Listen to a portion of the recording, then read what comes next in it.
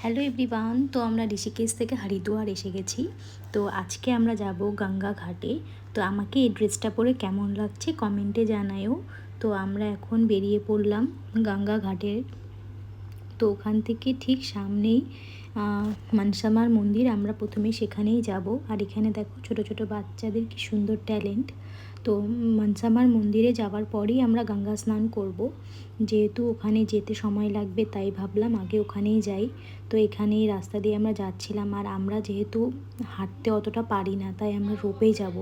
আর যারা হেঁটে হেঁটে যাচ্ছিল তাদের খুব কষ্ট হয়, এখানটা অনেকটা ওপরে। তো আমরা যেহেতু রোপে গিয়েছিলাম তো আমাদের সেরকম কোনো প্রবলেম হয়নি। বাট তোমরাই দেখো এখানে অনেকটাই উঁচুতে, আর যেতেও অনেকটা সময় লাগবে। আমাদের কাছে ঠিক অতটা সময় ছিল না, তাই আমরা রোপে গেছি। আর ওপর থেকে জাস্ট ভিউটা দেখো, খুবই সুন্দর লাগছিল। পুরো গঙ্গাঘাট দেখা যাচ্ছিল, অনেক সুন্দর লাগছিল। তো আমাদের এখানে পুজো দেওয়া হয়ে গেছে। তো এখানে আমরা সব বাচ্চা পার্টি বসেছিলাম। বসার পর আমরা নিচের দিকে আবার নেমে এলাম গঙ্গা ঘাটে। তো প্রথমে আমি গঙ্গাতে স্নান করে নিলাম। তো দেখো এখানে জলটা এত ঠান্ডা, আমার খুব ভালো লাগছিল।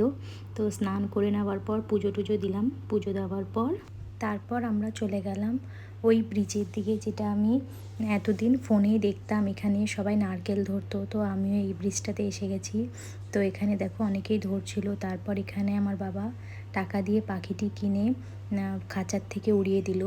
তো উড়িয়ে দেওয়ার পর পাখিটা একবারে উড়ে চলে গেল, খুব সুন্দর লাগছিল। হ্যাঁ, ওরা একদম মুক্তি পেয়ে গেল।